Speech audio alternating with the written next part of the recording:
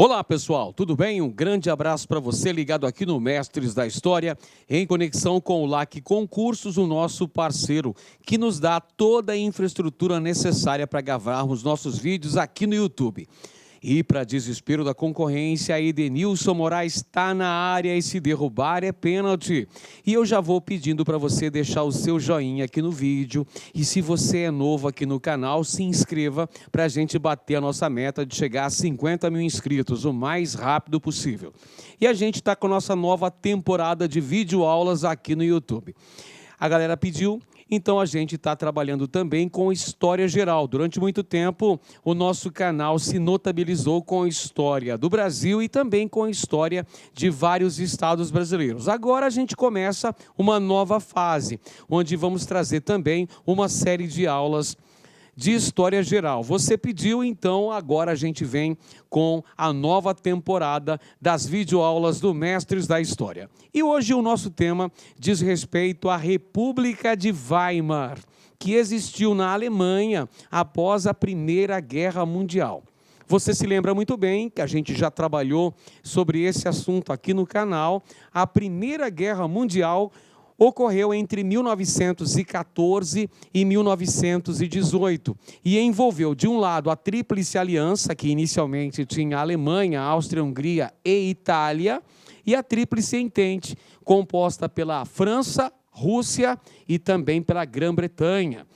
Vale dizer que a Itália começou neutra na Primeira Guerra Mundial, mas se debandeou para o lado da Entente Cordiale.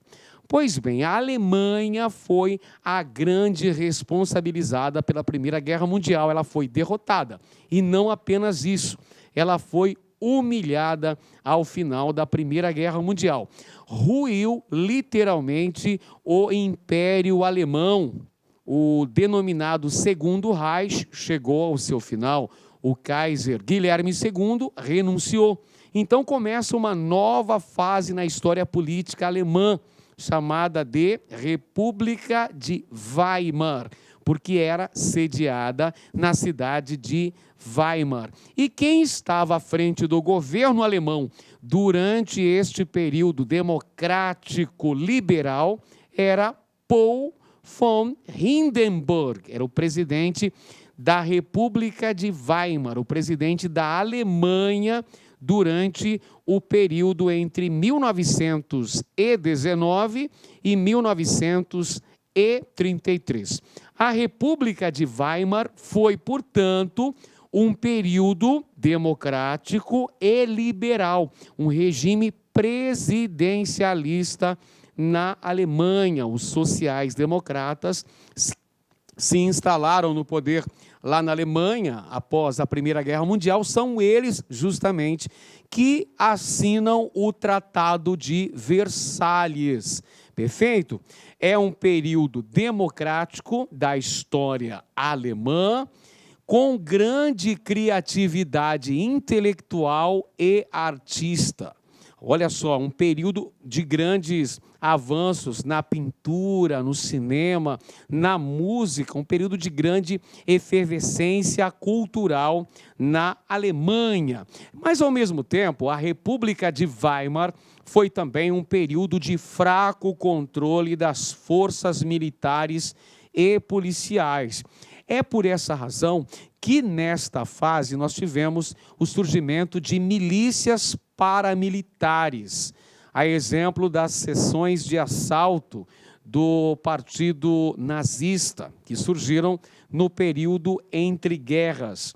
E também vale destacar que é nesta época, durante o período entre guerras, que ocorre a oposição e o medo em relação aos grupos de esquerda, notadamente em relação aos comunistas. É um período que ocorre um temor em relação ao avanço do comunismo na Europa. Então, na Alemanha, isso não é diferente, pessoal. Por quê? Olha só, esse contexto do período entre guerras, nós temos a consolidação da União Soviética após a vitória da Revolução Bolchevique e os anos da Guerra Civil. 1922 tivemos, portanto, a criação da União Soviética. E, nesse contexto, uma série de partidos comunistas foram fundados em vários países europeus. Então, temendo o avanço dos grupos de esquerda, setores conservadores começam a apoiar grupos de tendência totalitária, grupos fascistas, principalmente na Itália e na Alemanha. Outro aspecto importante, digno de nota, é que durante o governo democrático da República de Weimar, tivemos uma série de crises econômicas, inflação galopante na Alemanha, desvalorização cambial do marco, que era a moeda oficial da Alemanha, e também muito desemprego. Ou seja, o país foi destruído após a Primeira Guerra Mundial, sua economia ficou estagnada, a sua produção industrial foi reduzida ao extremo, tivemos milhares de pessoas desempregadas, milhares de pessoas em condições bastante complicadas, beirando a marginalidade, a miserabilidade no país, e a Alemanha começou a se recuperar economicamente com a ajuda dos Estados Unidos.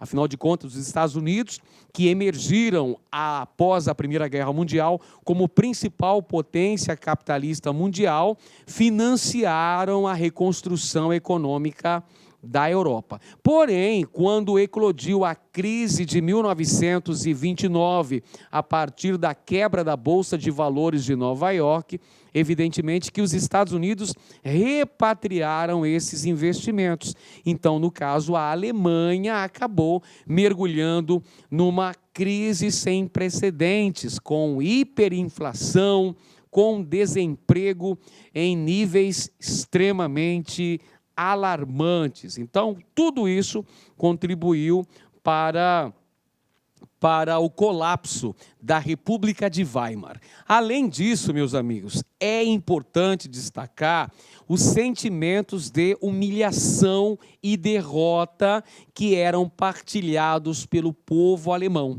Afinal de contas, a Alemanha foi extremamente humilhada. Já dissemos no início da aula que a Alemanha foi responsabilizada pela Primeira Guerra Mundial. Ela teve que seguir as duras cláusulas do Tratado de Versalhes. O Tratado de Versalhes que impôs severas punições ao governo alemão, que teve que pagar pesadíssimas indenizações aos países vencedores da Primeira Guerra Mundial. Então, nós temos esse paradoxo aqui, pessoal. Qual é o paradoxo que você está se referindo aí, professor Edenilson? Olha, esse paradoxo que eu estou falando é que, ao mesmo tempo, a República de Weimar é um período de democracia liberal, é um período presidencialista na Alemanha, né? Uma república social-democrata, um período assim, de grande criatividade, de grande desenvolvimento intelectual. Por outro lado, também é um período de grandes dificuldades, porque o país teve que conviver com inflações elevadas, com desemprego, com crise econômica, com o antagonismo entre setores de esquerda, que apoiavam o comunismo, e setores mais à direita, setores mais conservadores, de tendências totalitárias. Então, esse é o paradoxo principal da República de Weimar. E por falar em República de Weimar, pessoal, nós temos que analisar que a República de Weimar, ela teve toda a sua instabilidade política por conta das punições que a Alemanha sofreu em razão da derrota na Primeira Guerra Mundial e também da assinatura do Tratado de Versalhes. O Tratado de Versalhes, assinado na Sala dos Espelhos do Palácio de Versalhes, no início de 1919, se caracterizou como um acordo de paz que selou o fim da Primeira Guerra Mundial. é a chamada paz dos vencedores. Por quê? Porque o Tratado de Versalhes impôs duríssimas punições à Alemanha. Por exemplo, a Alemanha perdeu a soberania sobre parte de seu território. A Alemanha foi obrigada a se desmilitarizar, reduzir o seu contingente de soldados a apenas 100 mil homens. Ela foi proibida de se unir militarmente novamente com a Áustria. A Alemanha teve que devolver os territórios da Alsácia e Lorena para a França, perdeu o porto de Danzig para a Polônia, né, surgindo daí o famoso corredor polonês. Além disso, a Alemanha teve que pagar pesadas indenizações aos países vitoriosos da Primeira Guerra Mundial. Tá? Então, o Tratado de Versalhes promoveu pesadíssimas punições contra a Alemanha. Então, esse sentimento de derrota, esse sentimento de humilhação, acabou por alimentar o desejo de revanche, o sentimento revanchista, que vai ser exemplificado com a criação do Partido Nacional Socialista dos Trabalhadores Alemães, o Partido Nazista, em 1919, por ex-combatentes da Primeira Guerra Mundial, dentre eles Adolf Hitler. Então, aqui no mapa, vamos olhar algumas perdas territoriais da Alemanha após a Primeira Guerra Mundial. Nós podemos destacar o território de Alsácia e Lorena, que foi devolvida à França, e também o território fronteiriço com a Polônia, a cidade livre de Danzig, o porto de Danzig. Perfeito? Então, houve perdas territoriais por parte da Alemanha na Primeira Guerra Mundial. Por essas e outras razões, a República de Weimar enfrentou uma série de instabilidades e não conseguiu sobreviver por muito tempo. Só durou de 1919 até 1933, que é justamente o ano da ascensão de Hitler como chanceler na Alemanha. É isso aí, pessoal, vamos chegando ao finalzinho da nossa aula hoje, que falou sobre a República de Weimar. Se você gostou, não se esqueça de deixar o seu like e deixa também o seu comentário aqui nesse vídeo. Inclusive, você pode dar sugestão para aulas que nós poderemos trabalhar nas próximas oportunidades. E não se esqueça também de compartilhar esse vídeo. Isso ajuda de montão no crescimento do nosso canal. Um grande abraço a todos e até a próxima aula. Clique like.